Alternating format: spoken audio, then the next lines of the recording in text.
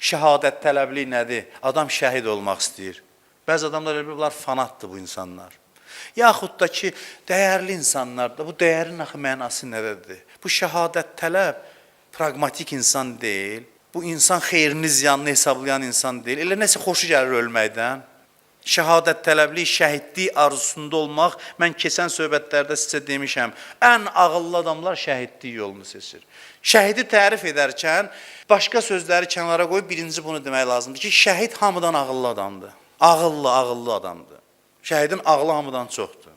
Nəinki başqaları ağıllıdır, dünyalarını təmin edir, şəhid də mənəviyyatlıdır. Hansı mənəviyyatdır ki, ağla istinad eləməsin? Mənəviyyatın kökündə ağıl deyən maldır. Şəhid oturub hesablayır ki, mən nə qədər yaşayacağam? Nə qədər yaşayacağam? Sonu nədir? Bunun sonu torpaq altına getməkdirsə, qoy onun ən şərəflisi mənə qismət olsun. Qoy mən əbədiyyət qazanım, qoy mən diriliyi qazanım. Bu ağıllı insandır, yox. Ona görə olur pak insan. Bəziləri niyə tez bir şəhidin fikrini oxuyurdum mən?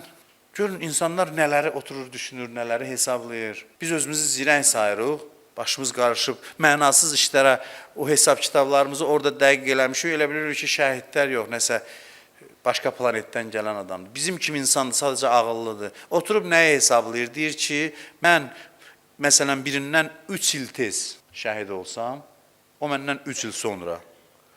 Bu 3 il müddəti axirətdə həmişə mən ondan qabaqdayam. Elədir, elədir. Nə olsun qarşıda əbədiyyətdir? Bu ki, ölüm müddəti səndən tezdir. Bu daha tez başladı o neymətlərdən bəhrələnməyə. Həmişə səndən qabaqdadır. Deyir, bir şey ki, bu qədər yaxşıdır, niyə daha tez olmasın? Niyə daha tez olmasın? Nə qədər tez olsa, bir o qədər mən qabaqdayam da, sən sonra gələcəksən. Bu neymət axirətdə onsuz da arta gedir, amma qabaqdan mən qazandım da əvvəldən. 3-4 ili qazandım. Görün, insan uzaq görən olanda haraları gedib düşünür. Amma biz bu insanları fanat hesab edirik, özümüzü ağıllı.